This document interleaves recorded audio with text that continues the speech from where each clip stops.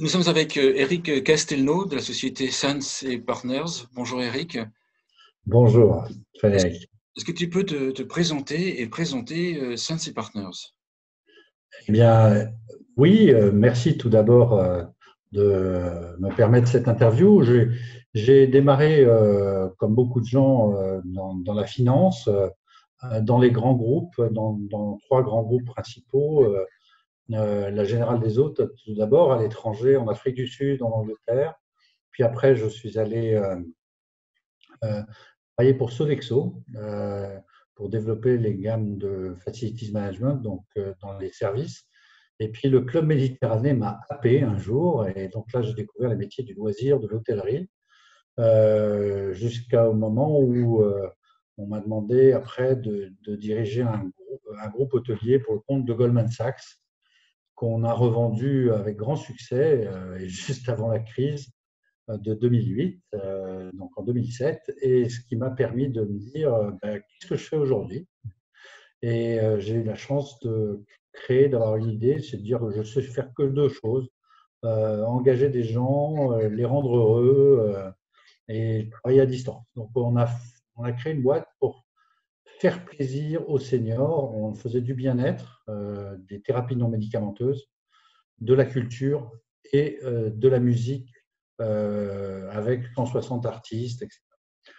Au bout de 15 ans de cette belle aventure, on a pu créer un Netflix des seniors dans lequel on a engagé beaucoup d'argent. Et puis malheureusement, avec le Covid, ben, on a dû changer d'orientation. Donc j'ai créé Sens très récemment avec trois spécialités. Le conseil au management en termes de gestion de projet, digitalisation, d'outplacement ou d'interim management, ce que je sais faire en tant que dirigeant d'entreprise depuis quelques années. Et puis, la formation. Alors, j'adore parler de formation, on va en parler tout à l'heure, parce que je travaille depuis plus de 20 ans en école de commerce, maintenant pour de pour la faculté de médecine de Paris. Et puis un dernier sujet, ce sont les événements inspirants, notamment en vidéo, en visio aujourd'hui. Voilà Frédéric, plus, voilà mon parcours très rapidement brossé et pourquoi je travaille. Je travaille sur deux secteurs qui sont mes secteurs de force. D'abord le tourisme et la restauration, l'hôtellerie, mais aussi maintenant, depuis maintenant une quinzaine d'années, le médico-social et la santé. Voilà. Voilà. D'accord, d'accord. Donc, un de tes sujets, c'est la formation des métiers du grand âge. Déjà, est-ce qu'on peut déjà expliquer, qu'on comprenne bien, pour ceux qui ne connaisseraient pas, ce qu'est le grand âge? Qu'est-ce que ça englobe, ce secteur du grand âge? On a toujours du mal à le définir, tu as raison, il faut commencer par là. On peut être, MacArthur disait que la vieillesse est un état d'esprit, c'est vrai, mais il faut dire qu'à partir disons, de 70 ans, quelque part, lorsqu'on a fini ses activités professionnelles ou qu'on a fini certaines activités professionnelles, eh bien là, on s'engage dans d'autres aventures. Et ces aventures sont soit des voyages, soit de l'associatif, soit de s'occuper de ses petits-enfants, etc. C'est une toute autre occupation que les occupations professionnelles.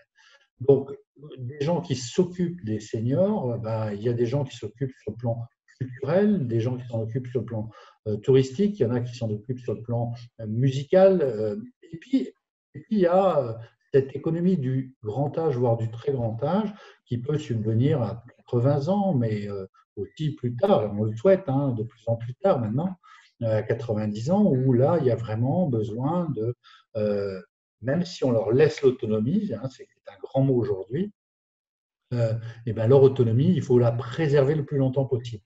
Donc il y a des spécialistes de ça, il y a des psychomotriciens, il y a des psychologues, il y a des gériatres. Quand on est petit, on va voir un pédiatre, quand on est grand, on va voir un gériatre. Il n'y a pas de honte à ça, il y a des maladies qui sont les maladies du vieillissement. L'économie du vieillissement, c'est quelque chose d'important. Donc, D'accord. voilà. Les salariés, par exemple, des services à domicile, les salariés ou même les cadres, les employés des structures, des établissements pour personnes âgées, tu l'inclus également dans le grand âge. Ah bah oui, ah oui, mais que ce soit la femme de ménage qui est au service de ma maman de 83 ans, en passant par le kiné qui va venir lui faire faire quelques exercices, ou même sa prof de yoga, ce sont des gens qui vont s'occuper des gens du grand âge. Euh, Dans ma précédente boîte, on avait 50 thérapeutes. Eh bien, je m'apercevais bien que des gens qui avaient été formés à ce que c'est qu'une personne âgée, qui a de la DMLA, qui voit moins bien, qui entend moins bien, à qui il faut prononcer les choses. Les conférencières, on les formait chez nous pour qu'elles puissent bien prononcer, bien articuler, n'a pas avoir peur à répéter quand il y avait quelqu'un qui avait commencé à avoir un peu de démence. Tu vois, tous ces petits détails dont on a besoin dans nos métiers. D'accord. Est-ce qu'on peut dire, est-ce qu'on peut citer quelques chiffres, combien de personnes travaillent dans le grand âge approximativement? Alors, on sait qu'il y a, à l'heure actuelle, c'est un secteur qui emploie 1 million 2 de personnes, donc ce n'est pas négligeable, hein. C'est autant que de personnes dans la restauration et l'hôtellerie en France. Alors, je n'ai pas les sous-segments, hein, mais c'est le secteur de la santé gérontologique et le grand âge. Donc c'est énorme. Mais ce qu'il faut savoir, c'est ça qui est passionnant, c'est que d'ici à 2025, on est en 2000, presque 21, hein, donc dans moins de 5 ans, va y avoir un besoin de 170 000 postes à pourvoir. Ce n'est pas moi qui le dis, dans le paramédical. C'est ce dont j'ai parlé tout à l'heure, hein, c'est les kinés, c'est les psys, c'est les médecins coordinateurs, c'est les infirmières, etc. On en manque cruellement, cruellement. Et sur ces 470 000 postes, à l'heure actuelle, parce qu'il faut environ un cycle de entre 3 et 5 ans pour former quelqu'un. Quand c'est un médecin, y compris un gériatre, c'est 11 ans. Donc, on est sur des vagues importantes. Et c'est ça qu'il faut comprendre, c'est qu'il nous en manque la moitié. Donc, il nous manque grosso modo 250 000 personnes. Pourquoi est-ce qu'on est dans la situation là? Pourquoi est-ce qu'on est dans la situation là? C'est parce que les personnes qui occupent ces postes actuellement sont âgées et ça explique un départ massif à la retraite, ou est-ce qu'il y a d'autres raisons? Ça, c'est pour la clientèle, tu as raison.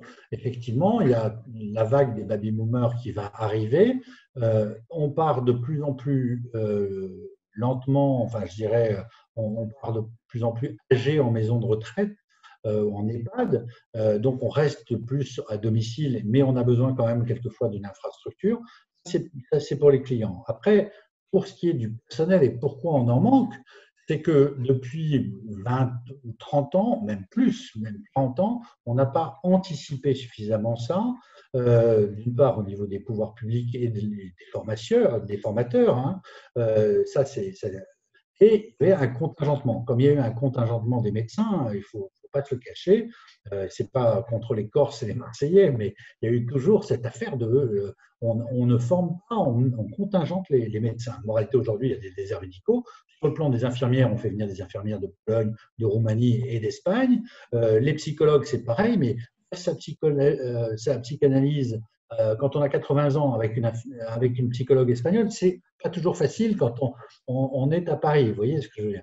Donc, bon, ceci étant dit, en dehors de la plaisanterie, ça veut dire que quelque part, on n'a pas anticipé ces besoins-là. Et puis, deuxième point très important, c'est qu'il est beaucoup plus valorisant sur le papier d'être psychologue pour des enfants, même des autistes, etc., parce que c'est plus valorisant de le raconter que d'être auprès d'une mamie, etc., psychomotricienne, à lui faire lever la jambe derrière son déambulateur. On voit bien tout ce qu'il y a d'ostracisme derrière ce métier.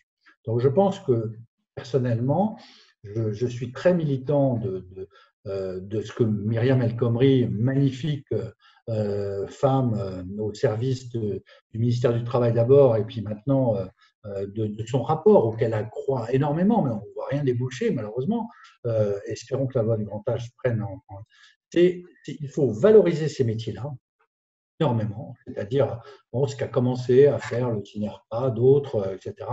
Le Noblage avec des super films, c'est vraiment bien, mais ce n'est pas suffisant. Moi, je serais d'avis de faire un film comme L'école buissonnière. Vous connaissez L'école buissonnière sur la Non. chasse, la pêche, avec François Cluzet et Berléand. Et c'est un film magnifique sur la nature, c'est un film de Nicolas Vanier. Ben, faisons le film de Nicolas Vanier sur les métiers du grand âge. Parce qu'il faut redonner. Si on avait un Omar Sy qui venait montrer ce que c'est, parce qu'on en a beaucoup de gens de couleur qui aident, ils sont des gens merveilleux, je vous jure. Mais il faut les former, il faut leur donner des perspectives. Voilà.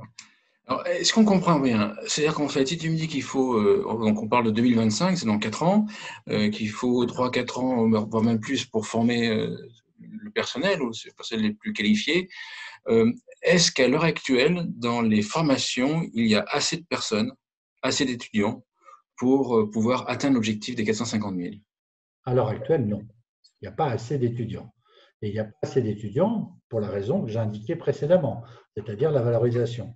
Donc, si une des façons, je n'ai pas toutes les solutions, je pense qu'il y a des grands professionnels de ça aussi, je pense qu'il faut commencer par créer des parcours professionnels, des parcours professionnalisants. C'est-à-dire que lorsque vous commencez comme aide-soignante au bas de l'échelle, etc., vous savez que vous pouvez devenir ASV, auxiliaire de vie, puis après vous serez peut-être un jour, si vous le souhaitez, infirmière, oui, vous encadrerez des gens, puis vous serez dans une agence, vous serez l'adjointe voilà, ça, c'est des parcours professionnels qui sont clairs pour des gens qui n'ont pas bac plus 11, mais ils savent. Deuxièmement, il faut valoriser les VAE, c'est-à-dire la valorisation des acquis par l'expérience. Il faut faire monter très vite des gens au fond qui sont capables de le faire. Et troisièmement, il faut ouvrir et décontingenter, oui, ça se dit, décontingenter, là où il y a des contingentements, infirmières, psychométriciens, etc. Et avec ça, il y a des super métiers.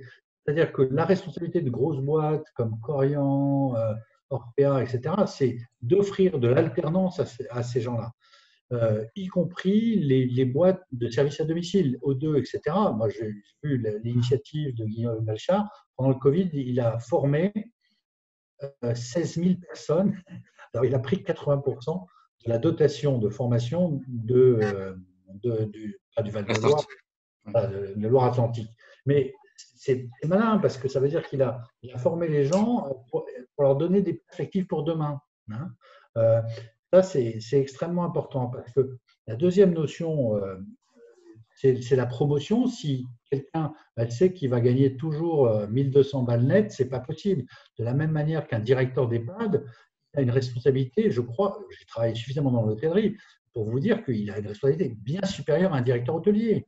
Alors certes, il n'a peut-être pas les ronds de jambes, etc., mais sincèrement, vous avez les ARS, vous avez les familles, vous avez le personnel, vous avez les résidents, que de responsabilités.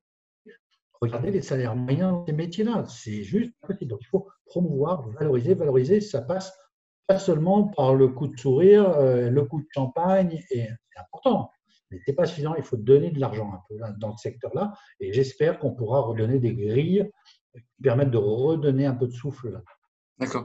Il y a plusieurs idées qui me viennent à l'esprit. Effectivement, quand tu parles de faire grimper auxiliaire de vie, après je oublie le terme, puis après on grimpe au niveau de l'infirmière, etc.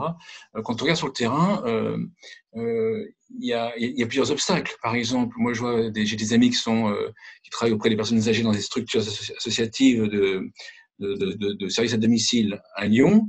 Effectivement, ils ne peuvent pas les envoyer ils ne peuvent pas les envoyer trop longtemps en formation en dehors du travail parce qu'effectivement, il manque déjà de personnel. Donc, ils essaient de les former tant bien qu'ils peuvent. Tu vois, il y a quand même beaucoup de blocages. Il y a peu de candidats, il y a pas les moyens. Généralement, beaucoup n'ont pas les moyens de les former. Quand on envoie du personnel trop longtemps en formation, le travail en même temps, il n'est pas fait et la structure cherche toujours du personnel. Donc, il y a beaucoup d'obstacles quand même à ces formations. C'est une hyper bonne remarque, mais tu vois, moi, j'ai travaillé, il n'y jamais assez de personnes aussi quand on était à Kuala Lumpur, à Singapour, à Maldives, et il fallait pourtant former les gens aux nouvelles techniques informatiques, de réception, d'animation, les nouvelles animations, etc. Chez Sodexo, c'était pareil. Et on avait ces problématiques-là. On n'a jamais le temps, c'est évident, jamais le moment de former quelqu'un. Mais il y a d'autres techniques. Moi, ce que je fais avec Sens, je m'excuse de faire un petit peu de publicité, c'est qu'on fait de la forme-action, c'est-à-dire qu'on envoie un formateur avec la fille sur place. C'est-à-dire qu'elle va faire sa prestation de service, mais il y a quelqu'un qui est un professionnel, qui va regarder, auditer, faire ce que… Ce n'est pas du flicage, mais il va l'aider. Il va la former et puis après, on va voir ce qui va se passer. Donc, ça permet de faire de l'intra-entreprise, qu'on appelle, mais cette intra-entreprise accompagnée. Alors, ça nécessite d'avoir des équipes d'une dizaine ou une quinzaine de personnes qu'on va déployer, mais on n'est pas obligé de faire tout ça en même temps. C'est-à-dire qu'on peut faire sur une agence, on fait 15 jours, on fait les 3 ou 4 personnes qu'on veut vraiment valoriser et qu'on sait qu'ils vont monter en grade, eh bien, ces 3 ou 4 personnes, on va faire un programme de 2 jours. Ce n'est pas énorme en termes de formation, mais c'est de l'accompagnement. Si je t'écoute, l'idée là sort quand même de la structure classique. Ben oui. Enfin, à l'école, diplôme, c'est un peu l'école, j'allais dire buissonnière. C'est qu'en fait, est-ce que ça a aussi un obstacle, ou est-ce que les différents secteurs sont prêts à faire ce type de formation sur le terrain, qui ne sera pas forcément pile poil en raccord avec hiérarchie de diplôme? Ouais, ils n'ont pas forcément le choix. Alors, le sujet, et là tu touches à un vrai sujet très français, c'est que c'est le tampon qu'on va appeler des RNCP, c'est le ministère du Travail qui délivre les autorisations à passer les diplômes, mais les certifications et les certificats, ça existe.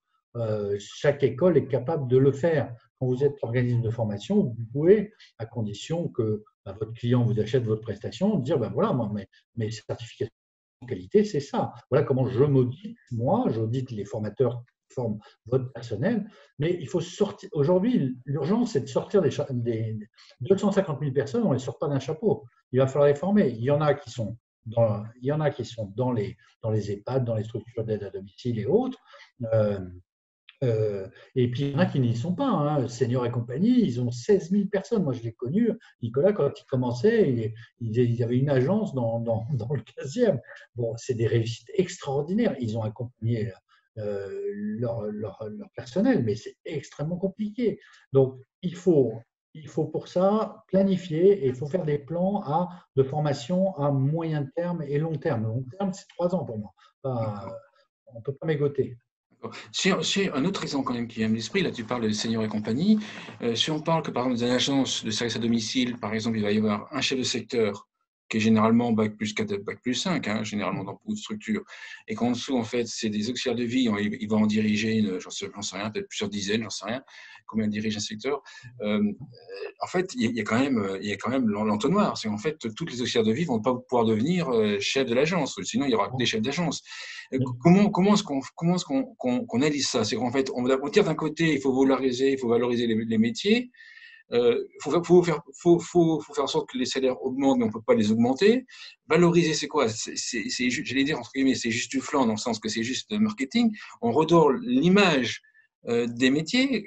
Comment ça va se passer? On forme, mais on ne pourra pas les payer beaucoup plus, et les postes au-dessus sont quand même beaucoup moindres en nombre que les postes en dessous. Partout. Vous savez que c'est partout pareil. C'est-à-dire que, d'une part, ce que tu dis, je pense maintenant, avec un peu d'expérience, c'est que, en fait, pas de place pour tout le monde, mais tout le monde ne veut pas la place non plus. Il y a beaucoup de gens qui ne veulent pas prendre leurs responsabilités et c'est honorable parce qu'ils ne se sentent pas capables de le faire, etc. Ce qu'il faut, c'est détecter les talents. Cette détection des talents et cette détection des potentiels, elle n'est pas facile parce qu'il y a des gens qui se trouvent illettrés, qui arrivent dans notre pays, qui sont là depuis 15 ans et qui ont une formidable intelligence des situations, des compréhensions. Donc, ces gens-là, une fois que tu les as identifiés, tu les fais monter. Le vrai sujet, effectivement, c'est la pyramide de Maslow. Il faut que les gens y vivent bien. Donc, il y a un truc, c'est déjà faire en sorte qu'ils travaillent près de là où ils habitent, parce que déjà, on va avoir moins d'absentéisme. Tu vois, on peut toucher à plein de trucs. Le métier des RH, c'est incroyable dans ces métiers-là. Et maintenant, avec les applis, tu vois, moi, j'ai monté avec des étudiants l'autre jour, les applis où il y a on sait où habitent les gens et où est-ce que j'ai des besoins. Le matin, notamment en région parisienne, le matin, j'ai besoin de 3 aides-soignantes à tel endroit, à Colombes par exemple, et j'en ai besoin de 15 à Montreuil. Et il se trouve que j'en ai qui sont en repos, etc. Les filles, elles cherchent du boulot, elles sont souvent à 3/4 temps, et ben, elles ont leur appli, elles cliquent dessus, comme un taxi, et elles vont à la maison de retraite de machin ou chez Madame Schmuldu pour. Tu vois, donc ça, c'est une première chose. Ça nécessite aussi un changement de métier, un changement de logiciel chez elles, pas seulement sur la petite appli. Donc, je les valorise. Alors, on a besoin d'argent, il faut remettre de l'argent dans le système. Cet argent dans le système, les départements, ils l'ont, la CNSA, elle l'a. Il y a plein de choses qui sont mal employées, on en a parlé, je ne sais plus si c'était avec toi l'autre jour ou au syndicat. On a vraiment, la conférence des financeurs, au lieu de saupoudrer plein de projets, il y a des trucs qu'il faut faire. Eh bien, sans doute, il faut non pas subventionner des choses, mais déjà inciter les boîtes à le faire. Comment on incite les boîtes à le faire? Il faut qu'elles gagnent plus de 2 centimes par prestation. À l'heure actuelle, les boîtes de services à la personne, elles grossissent parce qu'elles n'ont pas suffisamment de marge. Les EHPAD, elles gagnent beaucoup d'argent sur l'immobilier, mais pas forcément sur le fonctionnement, et ainsi de suite. Donc, il faut trouver d'autres systèmes pour les aider à gagner de l'argent de façon intelligente, et que ce ne soit pas en supprimant des postes. À l'heure actuelle, excusez-moi, dans les EHPAD, la façon de gagner de l'argent, c'est de bien gérer les congés d'été, c'est de bien gérer le personnel. C'est lorsque j'ai réussi à obtenir de ma tutelle un ETP de plus, et ben, d'essayer d'en recruter un demi. Donc, j'ai gagné 0,5 et ça va directement en profit quelque part, mais pas sur les salaires des employés. Alors, je ne veux pas être communiste pour toi qui es à Berlin, ce n'est pas le sujet. Le sujet, c'est Berlin, vraiment… c'est pas communiste, franchement. Qu'est-ce qu'on raconte lui? Le mur est tombé. Mais ce que je veux dire, c'est que s'il en va de l'avenir de nos parents, et bien entendu, c'est très égoïste, de notre avenir. Alors, moi, si je me fais encore l'avocat du diable, quand on parle avec des dirigeants de services à domicile ou même d'EHPAD, certains te disent, bon, c'est bien beau, mais si je forme mes auxiliaires de vie, par exemple, pour les passer à être soignants, par exemple, Ouais. Une fois qu'elles ont leur diplôme, donc j'aurais investi sur elles, je les aurais mis enfin je les aurais laissé libres de faire les diplômes. Moi, j'aurais dû embaucher quelqu'un en attendant. Enfin, bref, j'aurais dû m'organiser. Une fois qu'elles auront leur diplôme d'aide-soignante, elles vont me quitter et aller chez le concurrent ou aller en EHPAD. On retrouve ça à Lyon, par exemple. Ouais, mais… Et donc, on voit que ça se mord à la queue dans le sens que, on sent que les associations sont pas, je parle d'associations sur Lyon, certaines ne sont pas enclins à vraiment former leur personnel aussi. Donc, en fait, ils font des certifications, mais de là à les former pour basculer sur un diplôme, ils disent, ouais, mais si on les forme d'aides-soignantes, elles vont partir. T'en penses quoi? Comment est-ce que tu gères? Tu réponds quoi à un dirigeant de structure qui te parle en off de ce sujet? Ouais, mais il a raison, il a raison. Mais je pense qu'il ne faut pas avoir peur de ça. C'est-à-dire que c'est la problématique de l'intérêt général et du bien commun. Le bien commun, c'est de travailler pour le plus petit dénominateur. C'est-à-dire que pour le plus fragile, c'est la personne qui doit progresser. L'intérêt général, malheureusement, c'est de travailler pour la somme des intérêts particuliers. Et là, dans le cas de cette association, de ce dirigeant, moi, je lui dirais, écoute, réfléchis bien à ton truc. Finalement, cette nana, tu l'auras fait progresser. Ouais, d'accord, tu auras investi sur elle. Bon, ça ne t'aura pas coûté grand-chose, parce que ce n'est pas toi qui paye, c'est les OPCO qui payent, au fond du fond, au fond du fond. Si elle est partie, c'est forcément parce que tu lui as donné une bonne formation, un bon diplôme. Oui, c'est comme ça que tu l'as rendu employable. Mais il faut savoir que 70% des gens qui partent, ils partent à cause du dirigeant. Donc là, tu ne remets pas en cause ce dirigeant, c'est ton client, mais tu lui dis, c'est peut-être son patron qui ne lui va pas. Tu vois qu'il n'a pas suffisamment, fait travailler. Eh bien, ce 30%, 70%, c'est le patron, 20%, c'est le produit et 10%, c'est le salaire. Alors, c'est un peu contradictoire avec ce que je disais avant, mais sur des salaires à 1300 ou 1400 balles net, et quand il y a 3/4 temps, c'est 800 balles, ça compte beaucoup. Donc, il y a à la fois le salaire, il y a le diplôme. Si il met du temps, je donne un exemple de quelqu'un à qui j'ai passé des vacances, une jeune femme, 29 ans, elle avait géré le Covid toute seule, sa directrice était malade, voilà. Et la fille a été diplômée il y a 3 ans. Eh bien, sa confirmation de CDI n'est arrivée que 6 mois après, parce qu'elle l'a demandé au mois d'août. C'est pas normal. Ce n'est pas normal. D'accord? Donc, tu as raison de parler du service à domicile, mais je voudrais aussi parler de la formation du staff, c'est-à-dire les cadres moyens. D'accord. Les cadres moyens, là aussi, il faut leur donner des perspectives. C'est extrêmement important. D'accord. Alors, justement, tu as participé à l'ingénierie pédagogique de 2 diplômes. Est-ce que tu peux nous en parler? Un DU et un MBA. Ouais, j'ai eu cette chance. On avait avec le syndicat national de la Silver Economy, on avait démarré du temps de la présidence de Benoît Gobelot la mise en place d'un partenariat avec Paris Descartes, qui est maintenant devenu l'Université de Paris. Je mets le cadre, excusez-moi, mais c'est pour vous expliquer que c'est quand même un gros partenariat et dans lequel, effectivement, on a cherché quelle était la meilleure façon, justement, d'attirer des cadres ou des étammes qui voulaient changer de carrière ou se positionner sur l'univers de la silver. Je pense à des boîtes de bâtiments, des boîtes d'installation, des boîtes qui veulent avoir un responsable marketing senior.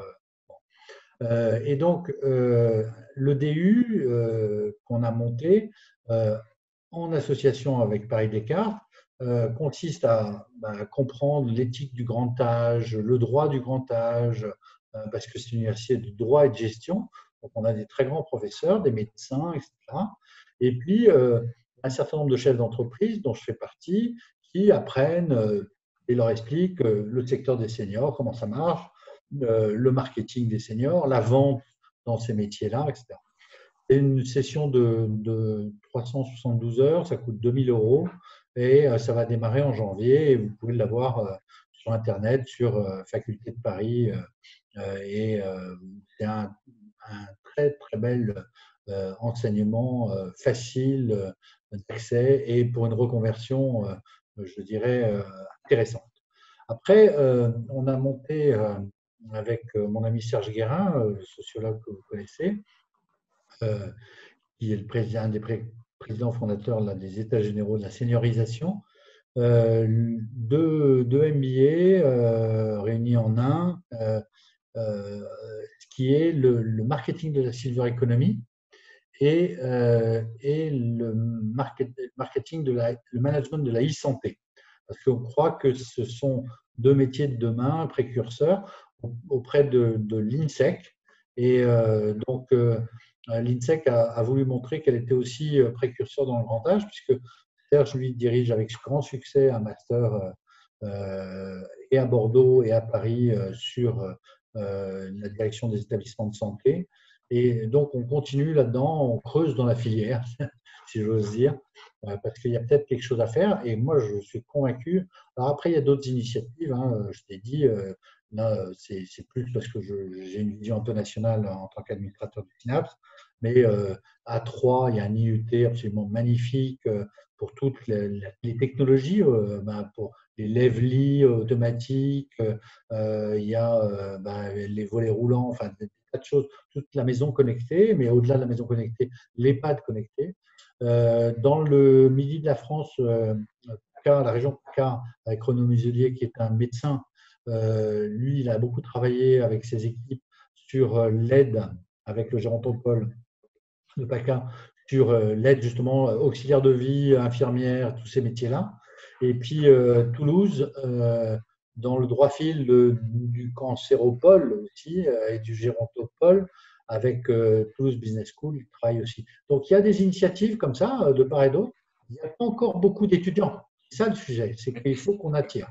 Est-ce à dire que que la création en fait, de ces diplômes, de ces nouveaux diplômes, est-ce à dire que les formations qui existaient auparavant ou qui existent auparavant ne sont pas suffisantes pour ce type de métier? Alors, je crois qu'il existe, je sais qu'il existe pas mal de formations internes. Ça existe. Par des grands éditeurs que je nommerai pas, mais il y en a, et qui sont très bien. Donc, il n'y a pas de sujet là-dessus. Mais ce que nous pensons fondamentalement avec Sens et d'autres, bon, voilà, avec l'INSEC ou l'Université de Paris, c'est qu'on a besoin de former des cadres. Ça, c'est une première chose. Et deuxièmement, pour ce qui est de la formation de terrain, ce n'est pas suffisant. C'est-à-dire qu'il faut d'autres organismes de formation. Pas suffisant, ça ne veut pas dire que les autres ne sont pas bons, ça veut dire simplement que ils n'arrivent pas à pousser les murs, quoi. C'est aussi simple que ça. L'Institut supérieur de psychopédagogie, ils n'arrivent pas. Ils n'arrivent pas.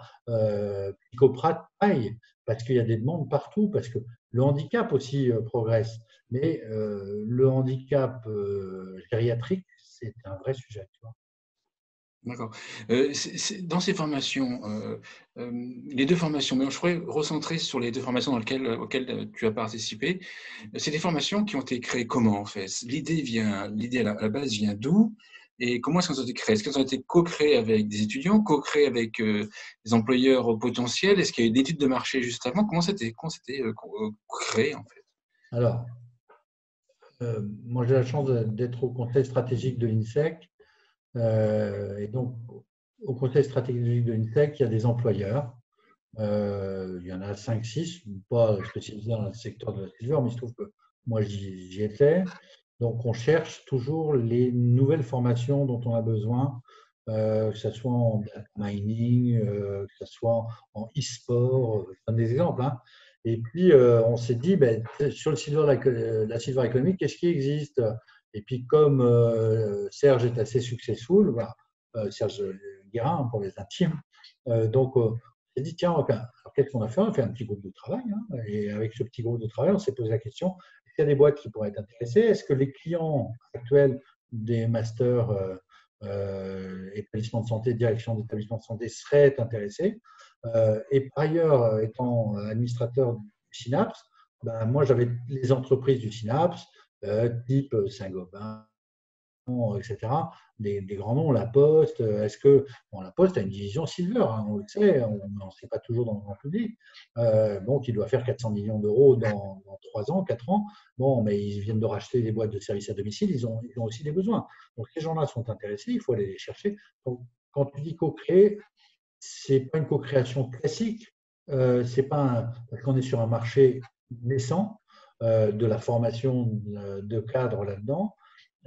Mais voilà, on l'a fait. L'EDU, c'est intéressant parce que c'est en fait l'Université de Paris qui nous a, la fondation, en fait c'est la fondation d'entreprise, qui est venue nous voir en disant, bah, vous êtes là-dedans, nous on pense qu'il y a un marché, on a des étudiants qui nous en font. Voilà. Donc ça, et là, on l'a vraiment co-créé avec les profs et voilà, des étudiants médecins. C'était des gens qui, soit étudiants en droit, doctorants, hein, avec lesquels on a bossé. Voilà. D'accord. Pour finir, est-ce qu'on peut revenir sur Sens et Partners et expliquer ce que tu proposes dans le cadre de cet aspect pédagogique et formation? Alors, ce que nous proposons, c'est d'abord une particularité, c'est que je n'ai pas mentionné, j'ai oublié de mentionner, mais nous sommes la première société inférieure à 50 salariés qui a pris le statut d'entreprise à mission. Donc, je suis assez fier de ça. J'espère qu'il y en aura plein d'autres et je suis sûr, qui vont nous rejoindre. Ça veut dire que moi et les gens de la ruche qui travaillent avec moi, on se donne pour mission de conseiller et former et faire des événements qui ont du sens. Ça, c'est la première chose. Mais au-delà de ça, ça veut dire que on va, en termes de formation, et ça, c'est l'offre que je propose, c'est de dire, bon, que ce soit en visio ou que ce soit en présentiel, on est capable de déployer une offre sur mesure pour les entreprises en disant bah, quelle est la problématique. Moi, je ne vais pas la plaquer sur ce que les besoins de Coriandre, Senior et compagnie, O2 de Domidom, j'en sais rien, ou d'Orpea, de Domitis. Chacun a sa problématique propre et sa propre stratégie. On va se permettre de leur donner un peu de conseils, mais à partir de là, on va déployer avec eux leur propre programme de formation avec cette idée de la formation dont j'ai parlé, on forme des formateurs, on forme nos propres formateurs, on accompagne la personne, on fait un retour, ça c'est pas très classique, mais après on fait un retour d'expérience qui est beaucoup plus classique pour savoir ce qui a été bien, pas bien, et on va auditer comment les gens qui ont été formés. Je donne l'exemple de la mairie de Neuilly, par exemple, parce que notre siège est à Neuilly, à une EHPAD dans lequel on a formé des aides-soignantes aux techniques de massage assis pour détendre les gens avant la toilette. Eh bien, Yannick est venu faire les formations 2 fois, 2 après-midi sur le terrain, mais elle est venue au pied du lit du malade, d'accord, ou du résident. Et puis, une fois, elle est partie, elle a demandé un certain nombre d'exercices. 15 jours après, elle est revenue et elle leur a demandé de pratiquer comment ça s'était pratiqué. Elle a refait une session. Donc, on a eu 3 sessions, 4 sessions d'une demi-journée. Donc, ça, c'est extrêmement pratico-pratique et il n'y a pas eu de personnel à envoyer à Ris-Orangis, Argenteuil ou je ne sais pas où. D'accord. Voilà. D'accord.